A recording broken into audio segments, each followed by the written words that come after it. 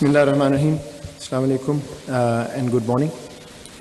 Chief of Army Staff, and Commander Javed Bajwa, distinguished speakers, both who've traveled from around the world and from within Pakistan, the diplomatic corps, ladies and gentlemen, I once again wish to thank you for attending the Islamabad Security Dialogue. This may be repetition for some of you who were here yesterday in the Prime Minister's inaugural address, but let me just quickly recount why we are here.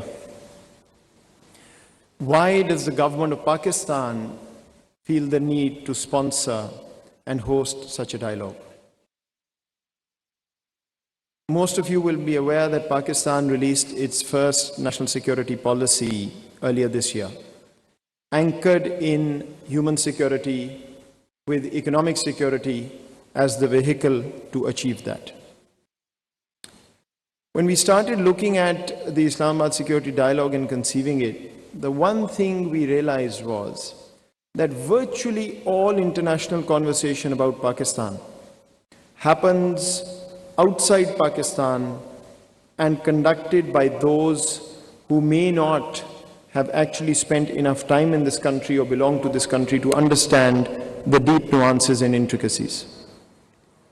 But then we also complain as Pakistanis that we are a misunderstood country. Our perception is artificially negative.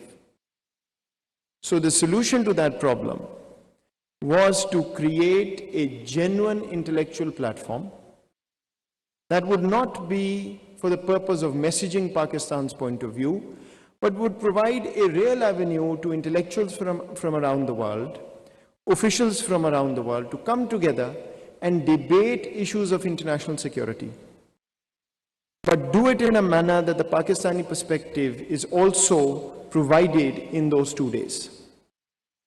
That was the starting point. It's the second iteration. We started this last year. Alhamdulillah, I'm happy to report to you that the convening power that the dialogue has already shown in these 2 years suggests that this will continue to go from strength to strength.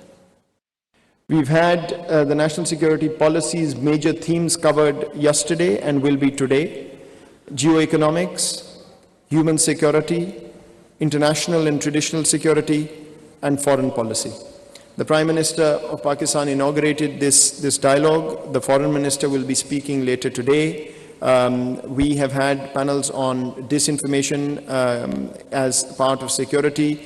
We are going to talk about international law and lawfare today as themes that we feel are underrepresented in the conversation. I'm also extremely proud to report to you that yesterday, for the first time, we held something called the National Security Advisors Forum.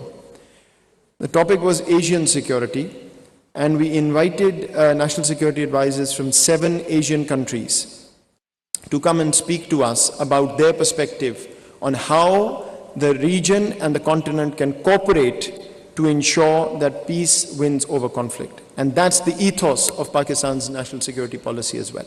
How do we move from contestation to cooperation?